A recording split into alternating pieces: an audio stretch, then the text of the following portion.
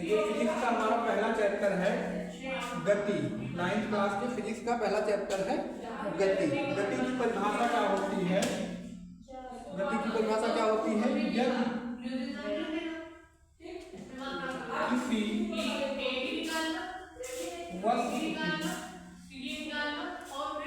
यदि किसी वस्तु की अवस्था में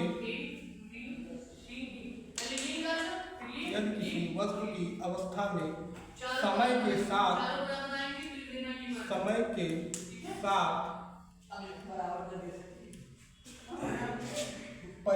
होता है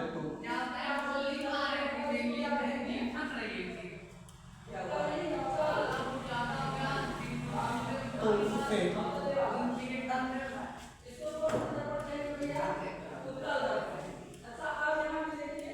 गति कहते हैं।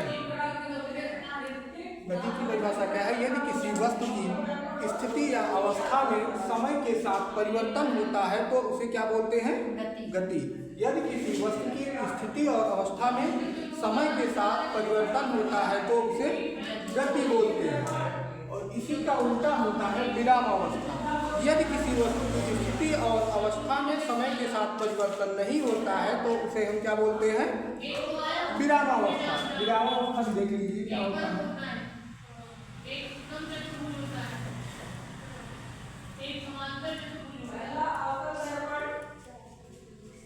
यदि किसी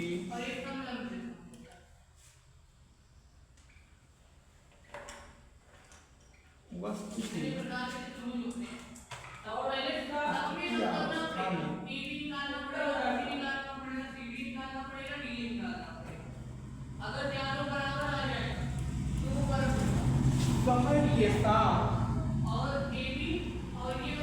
समय के साथ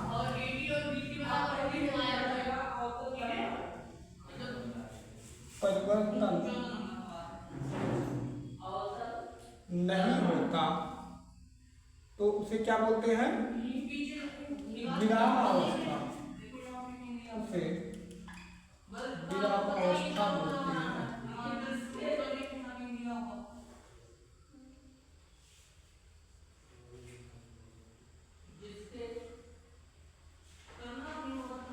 विरामावस्था बोलते हैं।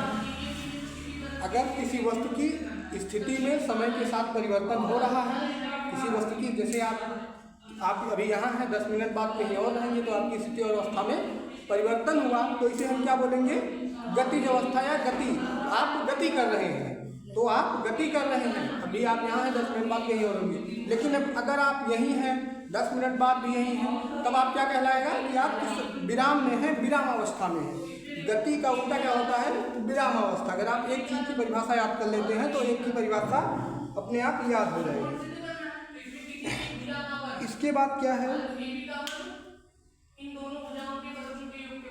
सापेक्ष और निरपेक्ष गति। सापेक्ष गति मतलब जैसे अगर आप ट्रेन में सफर कर रहे हैं, ट्रेन में आप अगर सफर कर रहे हैं तो कोई व्यक्ति अगर प्लेटफॉर्म पे खड़ा है, बाहर खड़ा है, आपको देख रहा है तो उसके सापेक्ष आप क्या कर रहे हैं?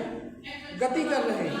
उसके सापेक्ष अगर उससे आपकी तुलना करी जाए तो आप गति कर रहे हैं। कोई व्यक्ति प्लेटफॉर्म पे खड़ा होकर आपको देख रहा है, ट्रेन से जा रहे हैं तो उसके सापेक्ष आप गति कर रहे हैं। ट्रेन भी गति कर रही है, ट्रेन के साथ आप गति कर रहे हैं। लेकिन कोई व्यक्ति वहीं ट्रेन के अंदर बैठा